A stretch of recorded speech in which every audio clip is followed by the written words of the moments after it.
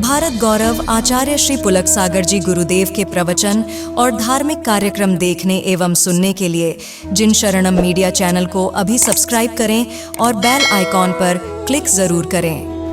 भाषा हमारी जुबान होती है और मैं पुलक सागर कह रहा हूं कि जो आदमी अपनी जुबान का नहीं हो सकता वो अपनी जमीन का भी नहीं हो सकता है। ध्यान रखिए, अपनी जमीन को संभालना है तो जुबान को भी संभालना पड़ेगा। कहां गए वो रंग दे बसंती चोला, इंकलाब की भाषा? कहां गई वो सरफरोशी की तमन्ना? अब हमारे दिल में है, देखना है जोश कितना बाजुए कातिल में है। ध्यान रखना, वो हमारे देश की भाषा, शौर्य की भाषा हुआ करती है। कश्मीर भारत माता की मांग का सिंदूर है। ध्यान रखना, कश्मीर में केसर क्यों होती है? क्योंकि हमारी माता केसर का सिंदूर भरा करती है। ध्यान रखिए, और कहीं केसर नहीं हुआ करती है। कश्मीर भारत माता की मांग का सिंदूर है। हिमालय भारत माता का मुकुट है। ध्यान रखिए, विचार करिए, नर्मदा उसकी करधनी के समान बीच में मध्य प्रदेश में बहा करती है। ध्यान रखिए, आपसे निवेदन, बंगाल और पंजाब दो मजबूत कंधे उसके हुआ करते हैं। मान्यवर, पश्चिमी और पूर्वी घाट दो मजबूत जंघाएं भारत माता की होती हैं और कन्याकुमारी भारत माता के चरण पखारा करती है। ध्यान रखना, ऐसा हमारा भारत। कितना चिंतनशील ये देश है। कह रहे कश्मीर दे दो, कश्मीर दे दो, कश्मीर दे दो।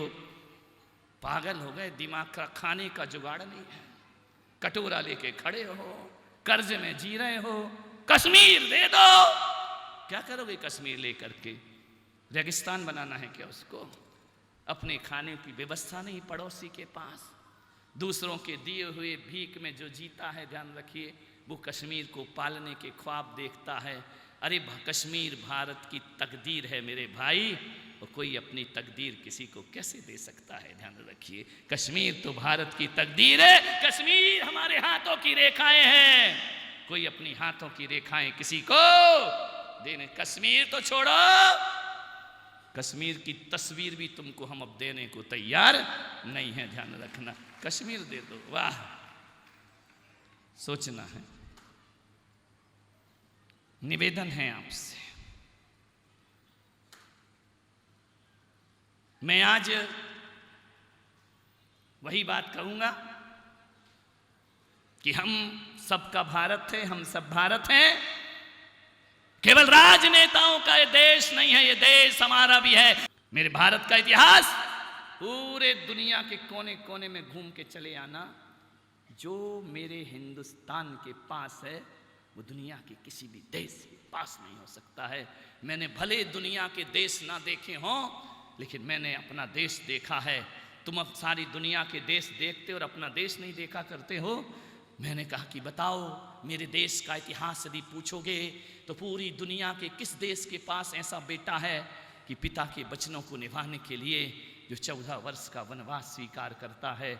ऐसा बेटा ना अमेरिका के पास है, ना जापान के पास है, ना रूस के पास है। ऐसा बेटा केवल मेरे हिंदुस्तान के पास है। मेरे हिंदुस्तान का इतिहास, मेरे भारत के पास एक बेटा ऐसा है कि अंधे माँ बाप को यदि तीर्थ यात्रा की भावना जगती है तो मेरे भारत का एक बेटा कामड़ पर बिठाकर पूरे हिंदुस्तान की यात्रा करा दिया करता है। तुम्हारे यहाँ ओल्ड हाउस होंगे, हमारे यहाँ नहीं। एक बार श्रवण कुमार से किसी ने पूछा, ये माँ बाप अंधे हैं, इन्हें कामड़ पर बिठाकर कहाँ ले जा रहा है? बोले चारों धाम की यात्रा कराने ले जा रहा हूँ। लोगों ने कहा, श्रवण कुमार तुम्हारा दिमाग खराब हो गया है, ये अंधे हैं, इन्हें क्या भगवान दिखता है? श्रवण कुमार ने कहा, बिल्कुल सच कहा है, मेरे माँ बाप अंधे हैं, इन्हें भगवान नहीं दिखता है, लेकिन मेरा विश्वास कहता है भगवान अंधा नहीं है, उन्हें मेरे माँ बाप दिखाई।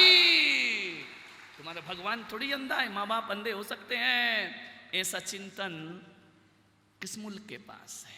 बताइए, है कहीं? है कहीं ऐसा बेटा? एक भाई 14 वर्ष वनवास में रहता है तो दूसरा भाई अयोध्या में महलों में वनवासी बन करके जिया करता है। ये इतिहास केवल मेरे हिंदुस्तान के पास है, और ऐसा इतिहास दुनिया में किसी के पास है कि अपने देश के लिए, अपने राज्य के लिए यदि किसी को अपना बेटा बलिदान करके मालिक के बेटे को बचाना पड़े, तो ऐसी पन्याधाय मेरे राजस्थान के पास हुआ करती है, ध्यान रखिए। ये हमारे इतिहास किसके पास होंगे? वसुधैव कुटुंबकम। हम भारत के वो लोग हैं जो दूसरे देशों पर कभी आक्रमण नहीं करते हैं।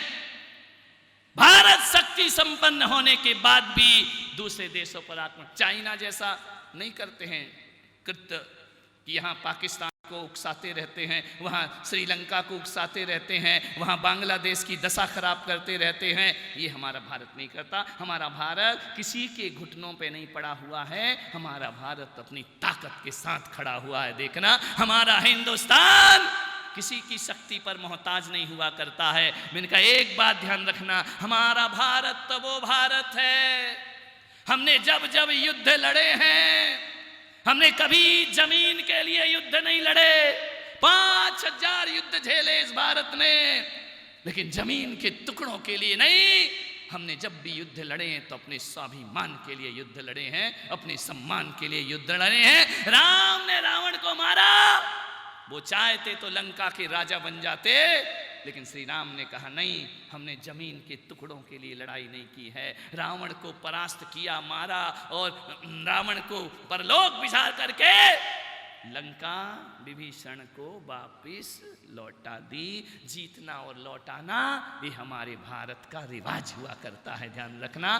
कृष्ण ने मथुरा का राज्य जीता, और जीतने के बाद कंस को पछाड़कर उग्रसेन महाराज को उनका राज्य वापस कर दिया। ध्यान रखिए, जीतते हैं और लौटाते हमारे भारत की वो संस्कृति है।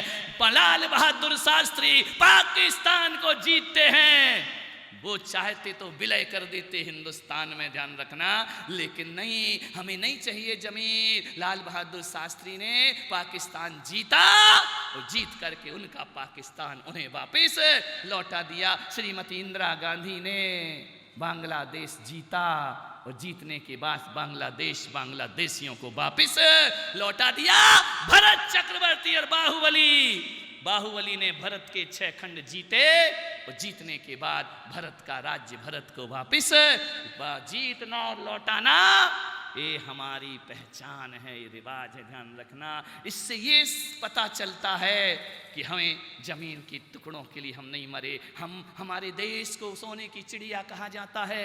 यवन आए तो लार टपकाते आए, मुगल आए तो लार टपकाते आए, अंग्रेज आए तो लार टपकाते आए।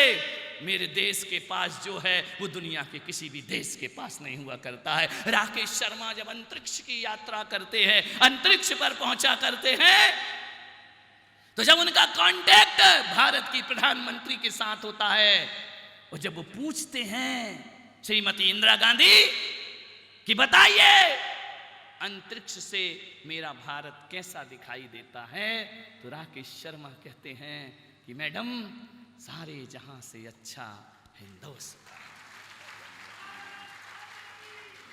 इससे सुंदर देश दुनिया में कोई दूसरा नहीं हो सकता है। सोचना है वसुधैव कुटुंबकम।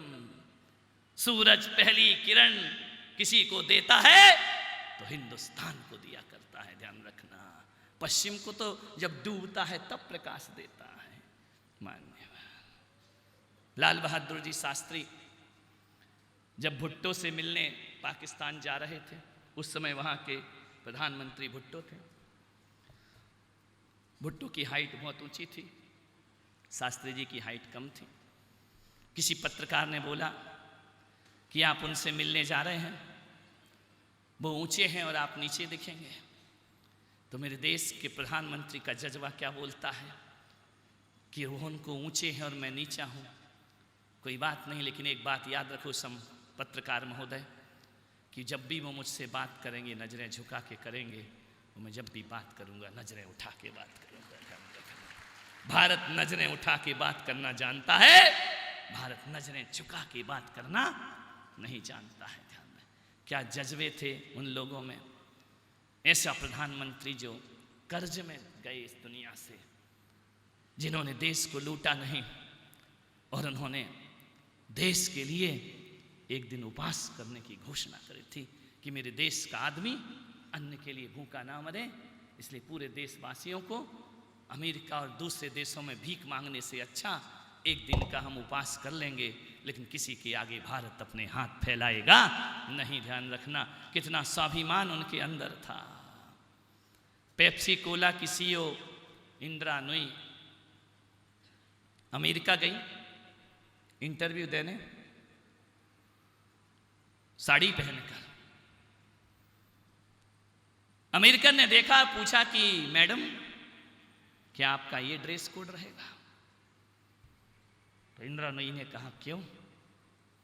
बोले आप यहां साड़ी में नौकरी करोगे, यहां तो ये नहीं चलता है। इंदिरा नूई ने कहा कि आप मेरे कपड़ों को देख के मुझे नौकरी दे रहे हैं या मेरी योग्यता को देखकर मुझे नौकरी दे रहे हैं? एक बात याद रखना, मैं नौकरी को लात मार सकती हूं, भारत की सभ्यता को कभी लात नहीं मार सकती। ये मेरे भारत की पहचान है, मेरे भारत की शान है, संस्कृति है। आज भी अपने कार्यालय में, ऑफिस में जाने से पहले इंदिरा नूई चप्पल उतार के अपने ऑफिस में बैठा करती है। ध्यान रखिए, तुम्हारी किचन में चप्पल आ गई है, ध्यान रखना, विचार करना है, सोचना है। अपनी संस्कृतियों का यूं मटिया मेट करोगे। किसी भी देश को यदि जीता जाता है, लूटा जाता है, गुलाम बनाया जाता है ना, तो सबसे पहले उसकी संस्कृति को लूटा जाता है, उसकी सभ्यता को लूटा जाता है। वो सभ्यता और संस्कृति जिस दिन लुट जाती है, कोई भी विदेशी आकर हम पर अपना अधिकार जमा लिया करता है। ध्यान रखिए। स्वामी विवेकानंद अमेरिका पहुंचे, उनका भगवा वस्त्र देखकर एक आदमी ने ऊपर से नीचे तक देखा। उसने कहा कि आप बड़े संत हैं, लेकिन क्या पहनते हैं? ये कपड़े पहनते हैं, भगवा धोती, दुपट्टा, पगड़ी, ये तुम्हारे देश की सभ्यता है, ये तुम्हारा देश का रहन सहन है, ये तुम्हारे देश का आदर्श है। स्वामी विवेकानंद ने कहा कि मुझे नहीं पता था कि अमेरिका में 2 कौड़ी का दर्जी सभ्यता का निर्माण करता है। ध्यान रखिए, हमारे यहाँ कपड़ों से सभ्यता नहीं, हमारे यहाँ आचरण और चरित्र से सभ्यता देखी जाती है। ध्यान रखिए, कपड़ों से कोई महान नहीं बना करता है, हम चरित्र से महान बनते हैं। क्या लोग थे, क्या जज्बा था, क्या उनका सोच था। हमें चाहिए एक ऐसा राजनीतिक गुरु चाहिए कि जब चाणक्य के पास कोई व्यक्ति पहुंचता था तो पूछते थे कि राजकार्य से आए हो या व्यक्तिगत मिलने आए हो? तो वो कहता था क्या मतलब? 2 दीपक रखते थे चाणक्य।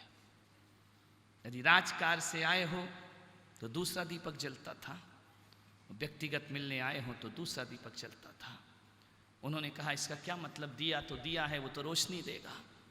नहीं, चाणक्य ने कहा ये राजकाज से आए हो तो जो राजा से पैसा मिलता है उसका तेल मैं राजकार के लिए खर्च करता हूँ, वो कोई व्यक्तिगत मिलता है उसके लिए मैं अपने पैसे से दीप जलाता हूँ। ध्यान रखिए, है कोई ऐसा जो देश का निर्माण करे? मुझे चाहिए ऐसे लोग, इस देश में ऐसे नेता चाहिए। देश में वो लोग चाहिए जो सर्वस्व देश के लिए अर्पित कर दें, स्वार्थ त्याग करके आगे बढ़े। रेवड़ी बेच रहा है 90 साल का बूढ़ा पंजाब में, हाथ कांप रही है, ठंड में ठिठुर रहा है, आंखों में रोशनी कम है, रेवड़ी बेच करके गुजारा कर रहा है। एक आदमी पहुंचता है, उसने कहा कि 90 साल में तुम ये रेवड़ी बेच रहे, हाथ कांप रहे, पैर कांप रहे, उसने कहा क्या करूं नौजवान, पेट के लिए सब करना पड़ता है। तो बोले तुम्हारे बेटे? मेरे 2 बेटे थे, इन अंग्रेजों ने मेरे बेटों को मार दिया तड़पा तड़पा के। मेरे घर में अब कोई नहीं है। 90 साल की उम्र में मुझे 1 आना 2 आना कमा के अपना जीवन गुजारना पड़ता है। सबको मौत के घाट उतार दिया अंग्रेजों ने। जैसे ये बात वो नवयुवक सुनता है, दिल में एक चिंगारी जल जाती है कि जवान बेटों को मौत के घाट उतार दिया।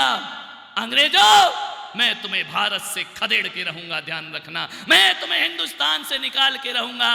वो व्यक्ति कोई और नहीं, वह व्यक्ति कोई था तो भगत सिंह बन करके खड़ा हो जाता है, ध्यान रखना। एक बात प्रेरणा बन जाती है। मैंने बहुत सोचा, हिंदी जब पढ़ते हैं ना तो आ से अनार पहला लेटर, आ से अनार, अंतिम कौन सा होता है?